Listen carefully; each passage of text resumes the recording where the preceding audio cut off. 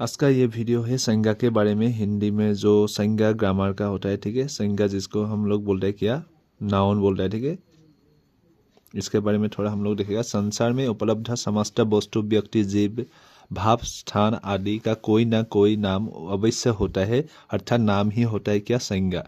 संज्ञा के बिना पहचान या भाषा का प्रयोग संभव नहीं होता है, ठीक है। तो संज्ञा क्या होता है? संसार में उपलब्ध समस्त वस्तु, व्यक्ति, जीव, भाव, स्थान आदि का कोई ना कोई नाम अवश्य होता है, जो ये नाम को ही क्या बोलता है, संज्ञा बोलता है, ठीक है। संज्ञा उस विकारी शब्द को कहते हैं जिससे किसी प्राणी, वस्तु, स्थान या भाव आदि का बोध होता है।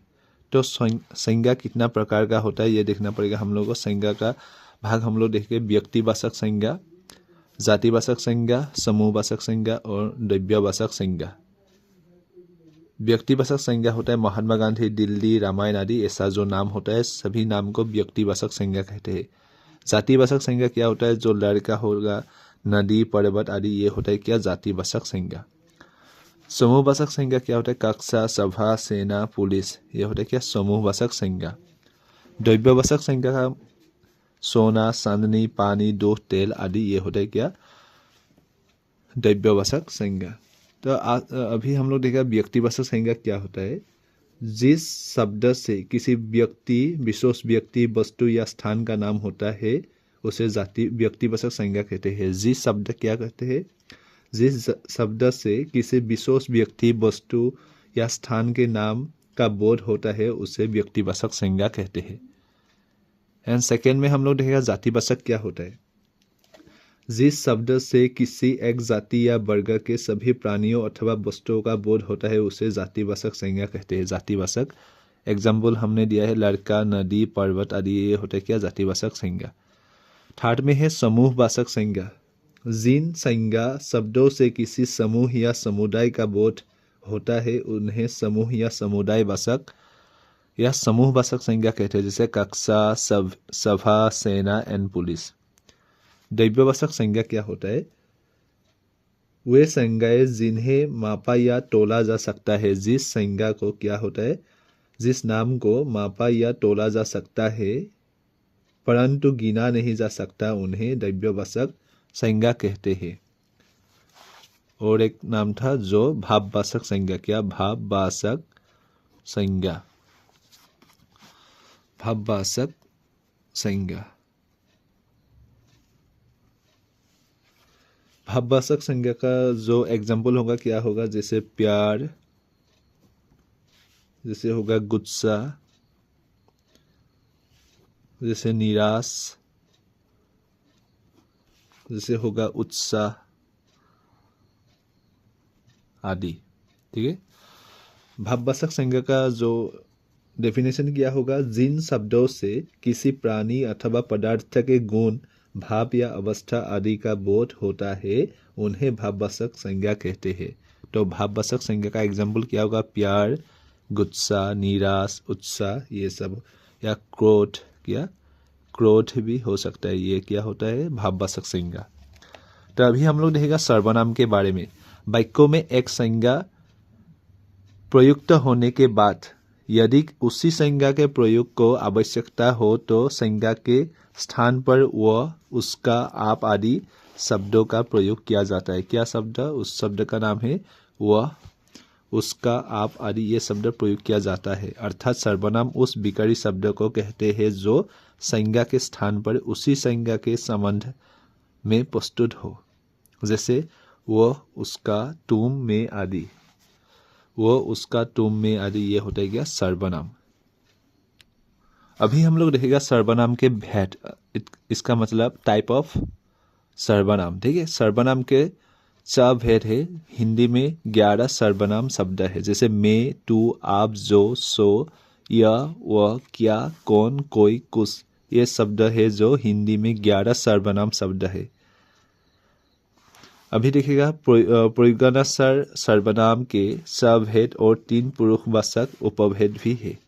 तो सर्वनाम के भाग के बारे में हम लोग देखेगा। जो पहला भाग है उसको बोले पुरुषवाचक, सेकंड का नाम है निश्चयवाचक, थर्ड का नाम है निश्चयवाचक, फोर्थ का नाम है अनिश्चयवाचक एंड 5 नंबर में है संबंधवाचक एंड 6 नंबर में है प्रश्नवाचक।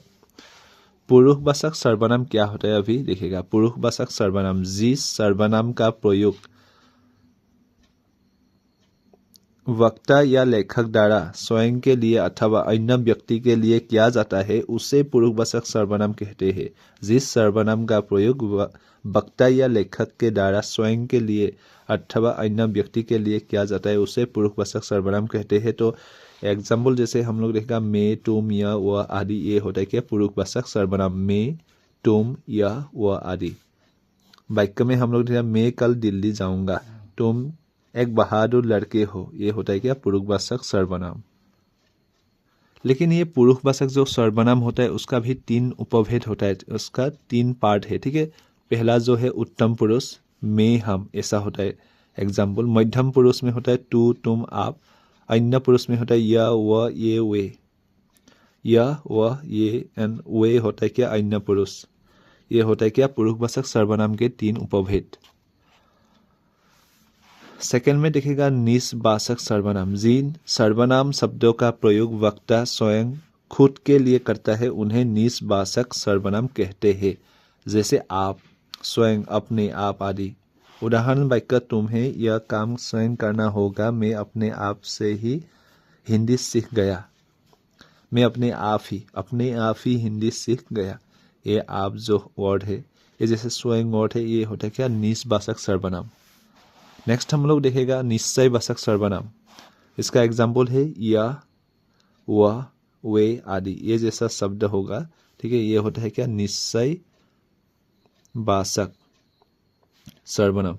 उदाहरण हम लोग देखेंगे, उदाहरण वाक्य में देखेगा यह पुस्तक है, यह जो वर्ड है वही होता है क्या निश्चयवाचक।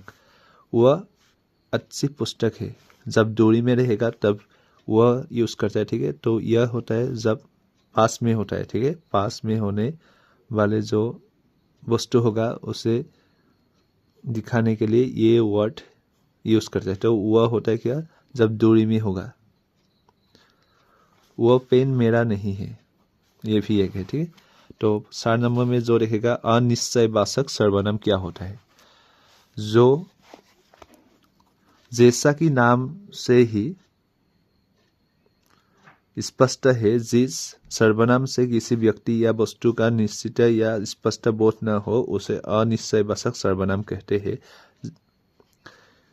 जिस नाम से स्पष्ट है कि जिस सर्वनाम से किसी व्यक्ति या वस्तु का, जिस सर्वनाम से किसी व्यक्ति या वस्तु का क्या होता है निश्चित या स्पष्ट बोध न हो उसे ही अनिश्चयवाचक सर्वनाम कहते हैं। तो एग्जाम्पल लिखेगा हम जैसे कोई कुछ। उदाहरण में ऐसा ना हो कि कोई आ जाए, घी में कुछ मिला है। ये जो कोई वर्ड है एंड कुछ से कोई है ये क्या अनिश्चयवाचक। कोई आ रहा है ये अनिश्चयवाचक, स्पष्ट नहीं है कौन आ रहा है, ठीक है, ये मालूम हमको नहीं है। घी में कुछ मिला है, क्या मिला है हमको ये मालूम नहीं है, तो इसलिए कुछ जो वर्ड है वो एक क्या है अनिश्चयवाचक। अनिश्चयवाचक एक क्या है शब्द है। तो 5 नंबर वाला जो हम लोग का सर्वनाम का भाग है वो हम लोग देखेगा संबंधवाचक सर्वनाम है। क्या संबंधवाचक सर्वनाम। जिस सर्वनाम से दो व्यक्ति या वस्तु के बीच परस्पर एक दूसरे संबंध स्थापित या प्रकट हो उसे संबंधवाचक सर्वनाम कहते हैं। जैसे एग्जाम्पल क्या है जो, सो, जिसको, उसको आदि। उदाहरण वाक्य हम लोग देखेगा वो कौन है जो रो रहा है। यहाँ में जो वर्ड है, ठीक है, वह कौन है जो रो रहा है। सेकंड में देखेगा ये फर्स्ट एग्जांपल, ये सेकंड, जो कल आएगा सो इनाम पाएगा। जो और ये इधर है क्या सो, ये भी एक क्या संबंधवाचक सर्वनाम है। तो लास्ट का जो हम लोग का सर्वनाम का भाग है ये है प्रश्नवाचक सर्वनाम। ये बहुत इजी है, जो हम लोग इंग्लिश में बोले क्या इंट्रोगेटिव। प्रश्न करने के लिए जिन सर्वनाम का प्रयोग हो अर्थात जिस सर्वनाम से प्रश्न का बोध हो उसे ही प्रश्नवाचक सर्वनाम कहते हैं।